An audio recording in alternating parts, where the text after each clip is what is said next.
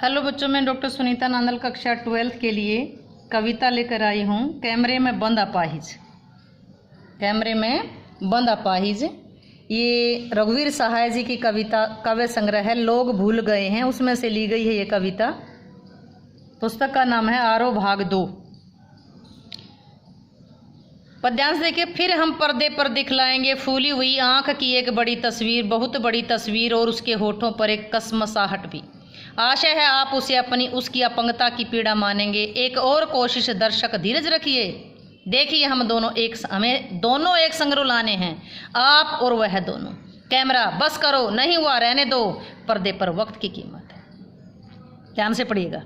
फिर हम पर्दे पर दिखलाएंगे अपाहिज की पीड़ा। अपाहिज को इतना दुखी किया गया, इतने प्रश्न किए गए, इतने प्रश्न पर प्रश्न दागे गए कि अपाहिज रो पड़ा। फिर हम पर्दे पर दिखलाएंगे। संचालक अपने साथियों को कहता है, दूरदर्शन वाले साथियों को कहता है, फिर हम पर्दे पर दिखलाएंगे। अपाहिज रो रहा था, उसकी फूली हुई आंख की एक बड़ी तस्वीर, उसको नज़दीक से कैमरा ले जा करके, उस अपाहिज व्यक्ति के नज़दीक कैमरा ले जा करके उसकी आंख की बड़ी तस्वीर दिखाएंगे, बहुत बड़ी तस्वीर दिखाएंगे, और उसके होठों पर एक कसमसाहट होगी। कवि कहते हैं कसमटा, एक बेचैनी, कुलबुलाहट होगी। उस अपाहिज के होठों पर एक कुलबुलाहट होगी। आशा है आप उसे उसकी अपंगता की पीड़ा मानेंगे। अपने साथियों को कहता है कि आप उसे वो दर्द उसके होठों पर झलक रहा है, उसकी आंखों में जो दर्द झलक रहा है, आप उसे उसकी अपंगता की पीड़ा मानेंगे। एक और कोशिश दर्शक, धीरज रखिए, देखिए हमें दोनों एक संग रुलाने। ये संचालक कहता है कि हमें दर्शक और ये अपाहिज दोनों एक साथ रुलाने हैं, आप और वह दोनों। कैमरा बस करो, नहीं हुआ रहने दो, पर्दे पर वक्त की कीमत है। इसकी व्याख्या देखिएगा।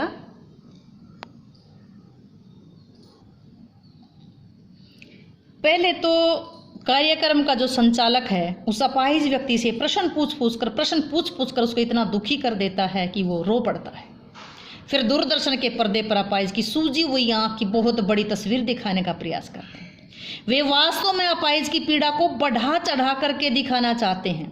वे उसके होठों की पर विद्यमान मजबूरी, कुलबुलाहट, छटपटाहट को उभार करके दिखाना चाहते हैं।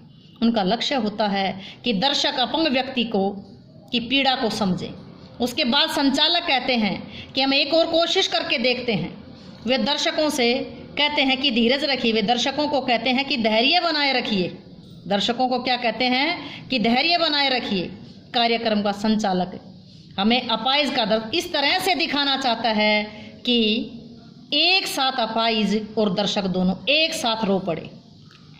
दूरदर्शन का संचालक हमें इस प्रकार से कार्यक्रम दिखाना चाहता है कि दर्शक और अपाहिज दोनों एक साथ रो पड़े। यदि अपाहिज ये दोनों एक साथ रोते हैं तो वे अपने कार्यक्रम को सफल मानते हैं, और अगर वो कोशिश करने के बाद भी अगर अपाहिज रो नहीं सका तो ना सही, क्योंकि वो पर्दे पर समय का अधिक महत्व है। यहाँ तो एक एक पल मूल्यवान है, समय के साथ साथ धन भी खर्च हो रहा है, इसलिए वे अपाहिज को दूरदर्शन के पर्दे पर दिखाना बंद कर देते, इस पर दिखाना बंद कर देते। किसको? अपाहिज को पर्दे पर दिखाना बंद कर देते।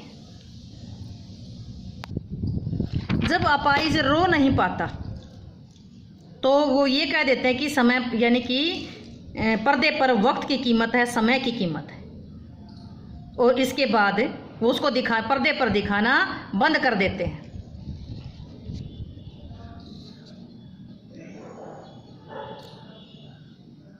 और अब दर्शकों से कहते हैं कि अब हम मुस्कुराएंगे और दर्शकों से कहेंगे कि आप इस समय सामाजिक पीड़ा को दिखाने वाला कार्यक्रम देख रहे थे। आप सामाजिक पीड़ा को दिखाने वाला कार्यक्रम देख रहे थे। इसका लक्ष्य था हम और आप दोनों अपाहिजों की पीड़ा को समझें, उनकी पीड़ा को अनुभव करें, उनकी पीड़ा को समझें। लेकिन वे अपने मन ही मन सोचते होंगे कि उसका कार्यक्रम पूर्णतः सफल नहीं हो सका, क्योंकि अपाहिज और दर्शकों को वो साथ साथ नहीं रुला सके। यदि दोनों साथ रोते तो उनका कार्यक्रम सफल हो जाता। अंत में कार्यक्रम का संचालक, दर्शक कहते हैं थोड़ी सी कसर रह गई, अंत में कार्यक्रम का संचालक दोनों को दर्शकों को धन्यवाद देता है और कार्यक्रम को समाप्त कर देता है। इसके पीछे कवि का करारा व्यंग्य है। काव्य सौंदर्य में क्या लिखेंगे कि इसमें दूरदर्शन के सामाजिक कार्यक्रमों का पर्दाफाश किया गया है, किस प्रकार लोगों को तंग किया जाता अपने कार्यक्रम को रोचक बनाने के लिए। इसमें बहुत बड़ी तस्वीर शब्द आया था, उसमें अनुप्रास अलंकार आया है। भाषा सरल सरस सामान्य हिंदी, सामान्य बोलचाल की भाषा है। मुक्त छंद है, संबोधनात्मक और व्यंग्यात्मक शैली है। व्यंग्यात्मक शैली है तो व्यंजना शब्द शक्ति है, प्रसाद गुण है, मुक्त छंद है, करुणा रस है।